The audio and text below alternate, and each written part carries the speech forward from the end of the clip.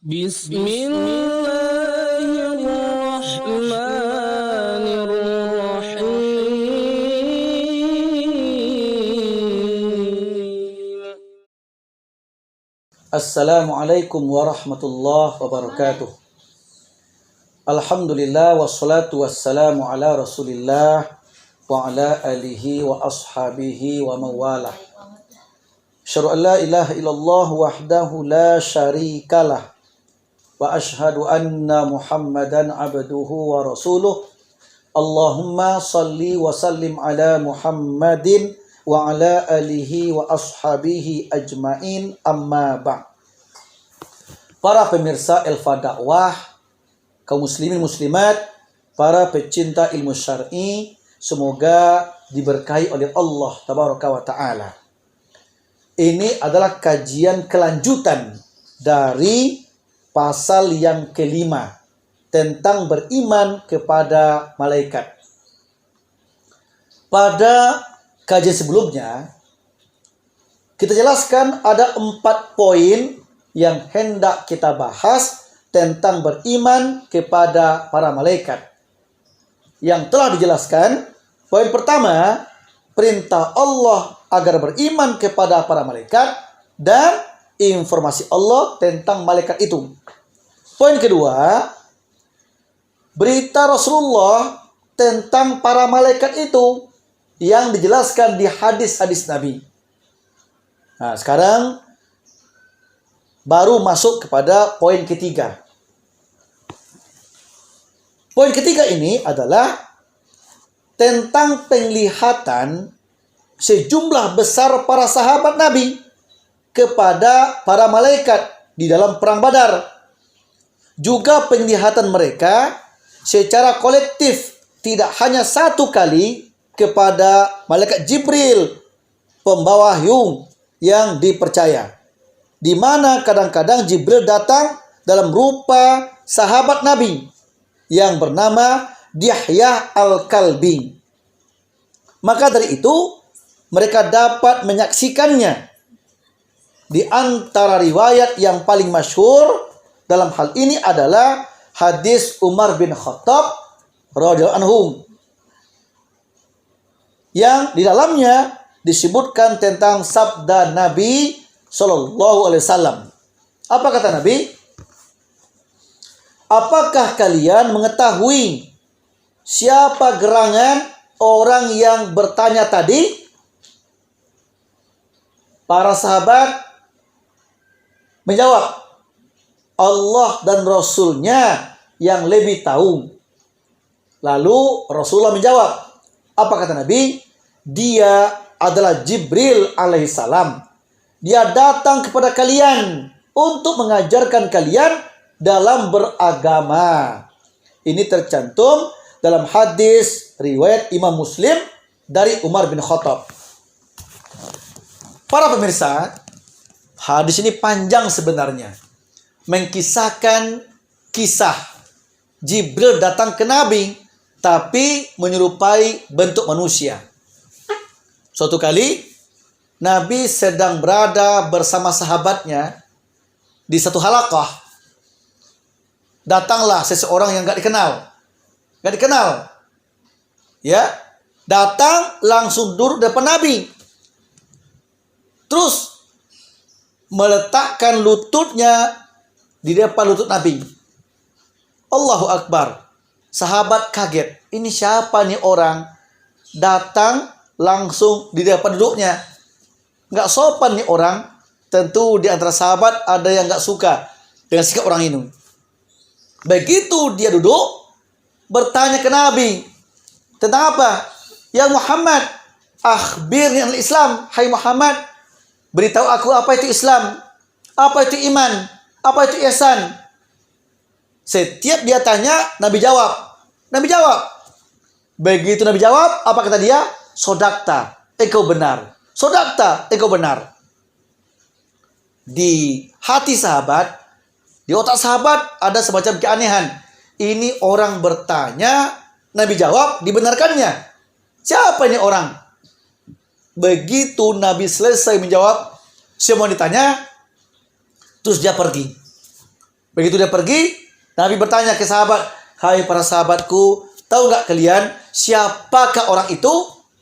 Kata sahabat, "Tentu Allah dan Rasulnya yang lebih tahu." Artinya, engkau lebih tahu dari kami ya Rasulullah. Itu artinya. Terus Nabi katakan, "Dia adalah malaikat Jibril yang datang kepadaku dengan niat mengajar kalian tentang agama kalian."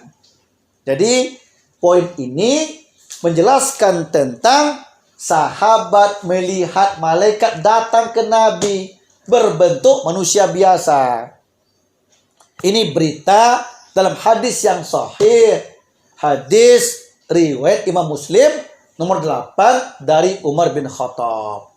Ini poin ketiga ya. Poin keempat, berimannya miliaran manusia pengikut para rasul pada setiap zaman dan tempat kepada para malaikat. Mereka meyakini dan membenarkan apa yang diberitakan oleh Rasul tentang malaikat tersebut tanpa keraguan sedikit pun. Ini 4 poin. Semuanya bercerita tentang siapa itu malaikat, tugas-tugas mereka, kondisi mereka, yang akibatnya kita harus mengimani mereka. Ini semuanya dalil-dalil nakli yang dasarnya Al-Quran dan hadis. Para pemirsa, tentu di samping dalil nakli ini, di kitab pun dijelaskan tentang dalil-dalil akli. Artinya, dalil berupa pemikiran, pendapat manusia tentang berimannya kita kepada para malaikat itu.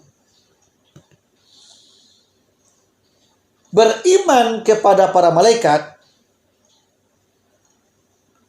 dalil aklinya dibagi kepada 3 bagian. Pertama, sesungguhnya akal sehat tidak akan mengingkari wujud malaikat dan tidak akan menafikannya. Sebab akal tidak akan mengingkari atau menafikan kecuali apabila ada 2 hal yang sangat bertentangan, seperti sesuatu dikatakan ada dan tidak ada dalam waktu yang bersamaan, atau 2 hal yang kontradiktif, seperti ada gelap dan ada terang pada waktu yang bersamaan. Nah, ini nggak masuk akal. Ini akal menentang. Sedangkan beriman kepada malaikat sama sekali tidak begitu.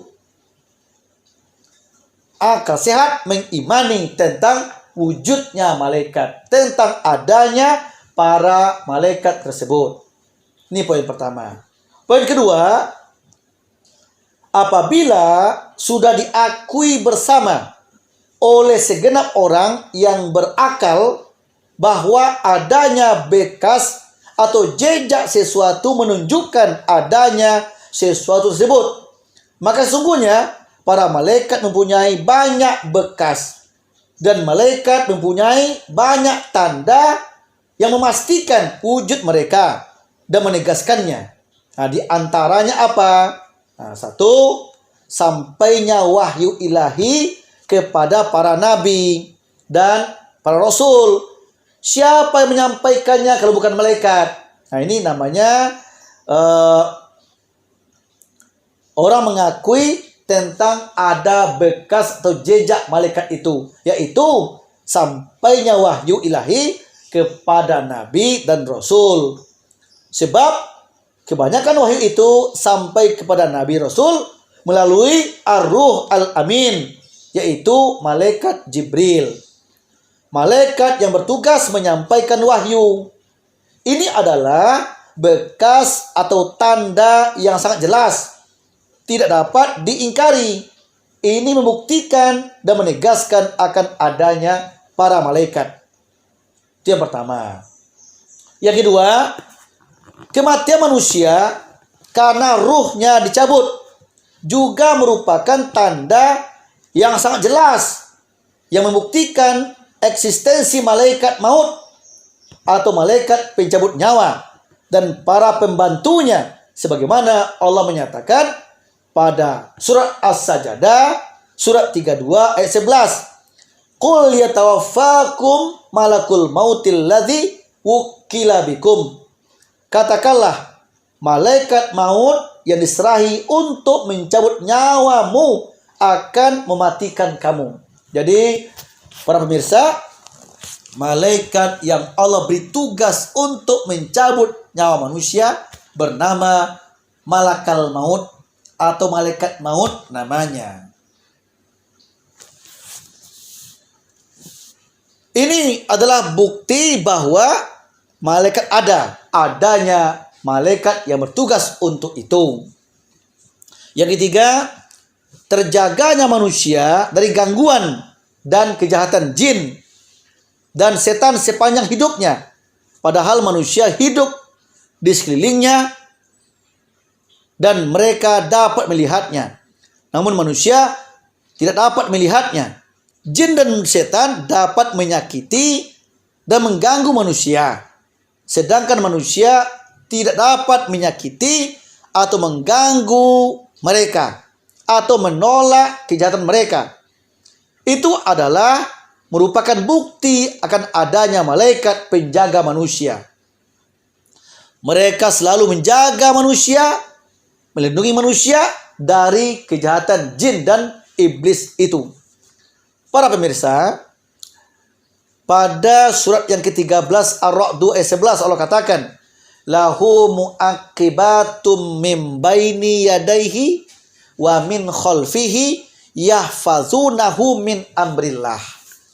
Bagi manusia ada para malaikat yang selalu mengikutinya bergiliran di muka dan di belakangnya. Mereka menjaga manusia atas perintah Allah. Namanya malaikat hafazah.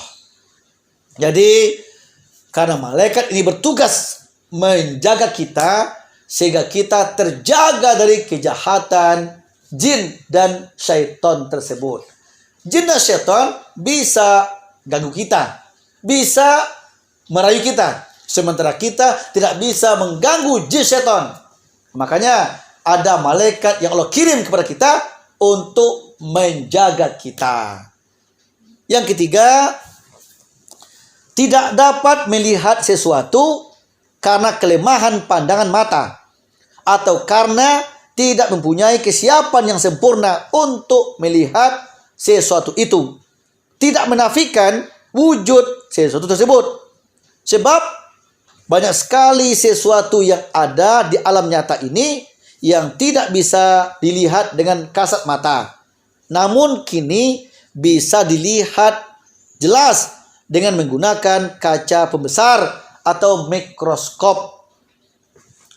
Para pecinta ilmu syar'i, inilah sambungan dari kajian pasal yang kelima kemarin tentang beriman kepada para malaikat.